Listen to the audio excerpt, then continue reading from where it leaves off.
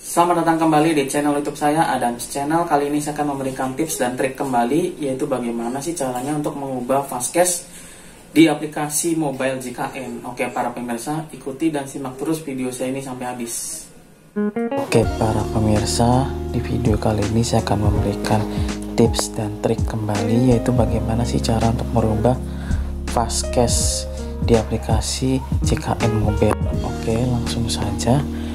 Pertama-tama kalian harus mendownload terlebih dahulu aplikasinya melalui Play Store. Nah, terus kalian ketikkan nama aplikasinya, yaitu Mobile JKN atau JKN Mobile. Ini dia Mobile JKN. Nah, seperti ini tampilan aplikasinya. Bentar. Nah, yang kedua ini, yang di bawah ini yang tulisan Mobile JKN, yang ini. Nah, kalian install terlebih dahulu. Jika sudah diinstal, lalu kalian langsung buka saja. Nah, ini dia Mobile JKN.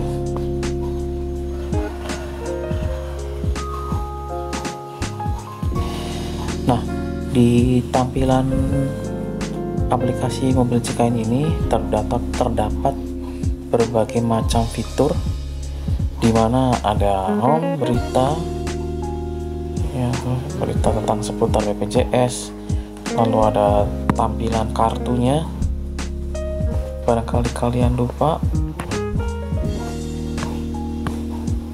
Nah, lalu ada FAQ apa nih, oke, order gitu ya.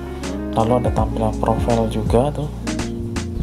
Nah, di sini di tampilan aplikasi Mobile JKN-nya ada info program JKN seperti ini tuh. Ada pendaftaran, hak dan kewajiban, sanksi, fasilitas dan manfaat, info cara pembayaran, dan tanya jawab umum. Terus juga ada info lokasi fastcash-nya, dimana kalau misalnya kalian tidak tahu fastcash yang dipilih tersebut, kalian bisa cek di info lokasi fastcash tuh. Dan jangan lupa terlebih dahulu kalian aktifkan lokasi GPS-nya tuh.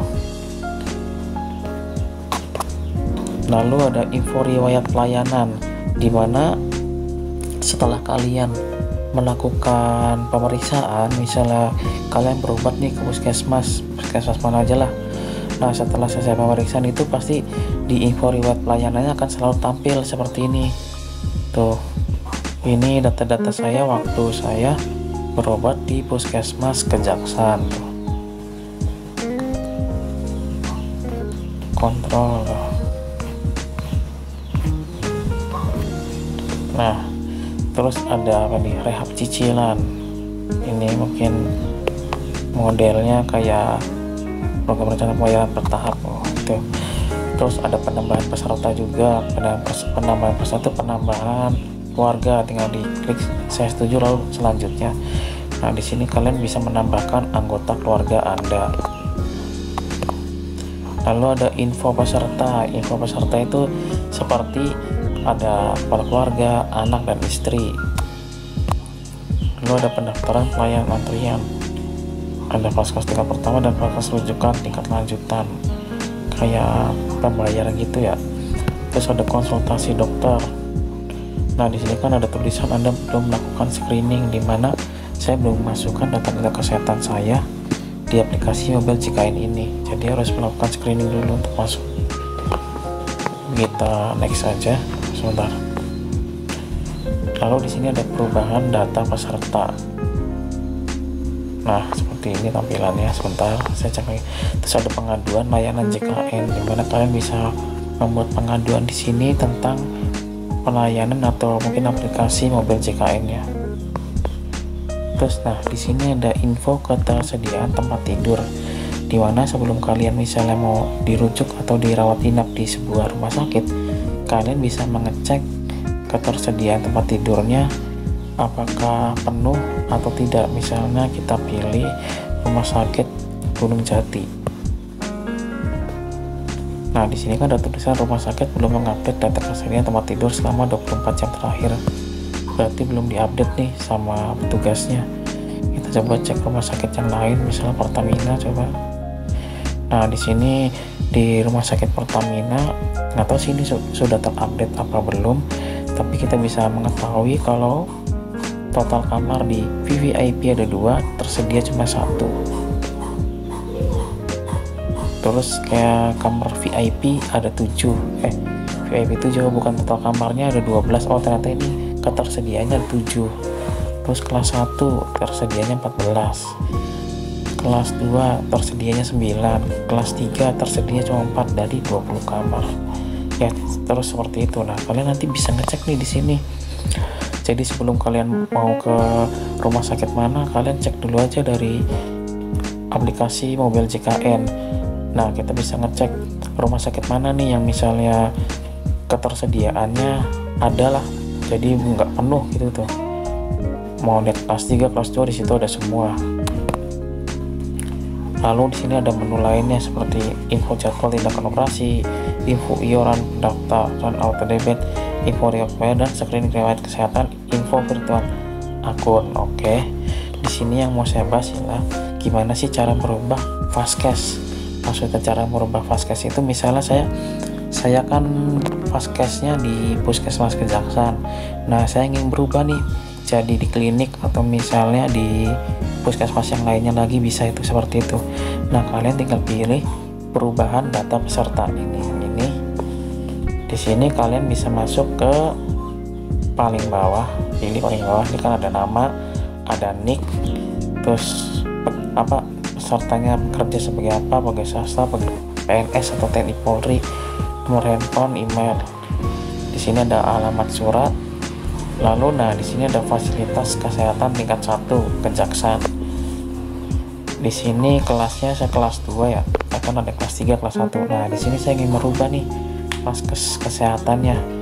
Ini kan saya kan di Puskesmas Kejaksan dari tahun 2021 nih. Di sini saya ingin merubah, misalnya kita pilih yang tadi fasilitas kesehatan tingkat 1 dirubah.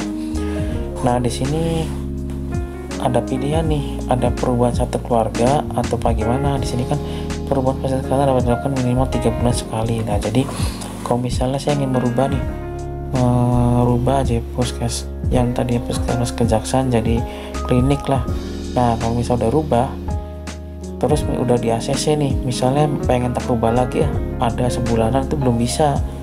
Jadi harus menunggu minimal 3 bulan ya para pemirsa. Nah, di sini saya kan ingin merubah semua keluarga saya yang tadinya di Puskesmas Kejaksan mau ke puskesmas yang lainnya. Kalian conteng aja sini nih, diklik perubahan satu keluarga, lalu pilih provinsinya di Jawa Barat. Mana ini Jawa Barat. Lalu kalian pilih kotanya di kota Cirebon. Setelah pilih kota Cirebon, kalian pilih fasilitas kesehatannya. Nah, di sini kan banyak banget nih fasilitas kesehatannya. Ada yang puskesmas, ada yang klinik juga, ada juga yang dokter umum ya. Di sini kalian bisa lihat nih jaraknya. Di sini kan tulisannya Jalan Kembang, Puskesmas Jalan Kembang. Nih, di samping sebelah kanannya ada jaraknya nih. Jarak misalnya dari rumah kamu menuju ke puskesmas tersebut. Ini sekitar 2,12 km. Nah, di situ kalian bisa pikirkan apakah puskesmas ini cocok atau tidaknya, jauh apa tidaknya jarak yang ditempuh dari rumah ke puskesmas tersebut agar tidak kesiangan atau gimana gitu. Kalau puskesmas kan kudu pagi-pagi, kalau misalnya jaraknya jauh kan repot juga nantinya. Lalu di sini ada alamatnya, di bawahnya lagi ada alamat dari puskesmas tersebut. Lalu ada nomor telepon. Nah, harusnya sih disertain ya ada nomor teleponnya, tapi ini kebanyakan nggak ada ya. Nah, terus yang paling bawah ada jumlah pesertanya. Jadi kita bisa mengetahui di puskesmas tersebut jumlah pesertanya sudah berapa ribu. Semakin banyaknya puskesmas tersebut, semakin banyak ke jumlah peserta, itu berarti semakin banyaknya ya, mungkin mau nggak mau kita mengantrinya bakal lama sih. Terus juga kalau semakin banyaknya puskesmas tersebut pesertanya, berarti puskesmas tersebut termasuknya bagus itu. Nah, di sini kita bisa mengecek tuh nih yang puskesmas tuh.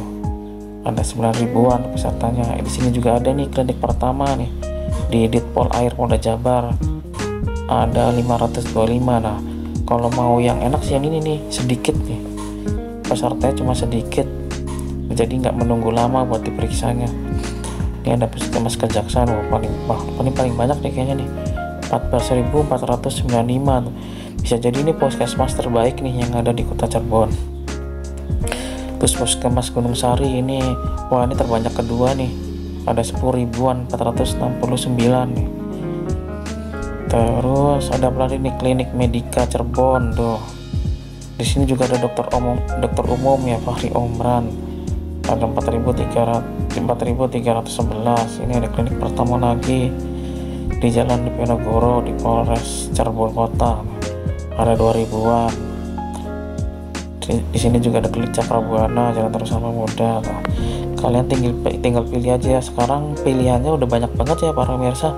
Kalau dulu yang awal-awal di aplikasi yang awal-awal yang belum update tuh, kalau nggak salah cuma ada puskesmas sama klinik aja, tapi ini ada tambahan sekarang, ada dokter umum tuh. Jadi tambahan dokter umum banyak banget nih. Tadi biasanya nggak ada, cuma ada puskesmas sama klinik aja, nggak ada tambahan kayak dokter umum kayak tadi tuh, belum ada.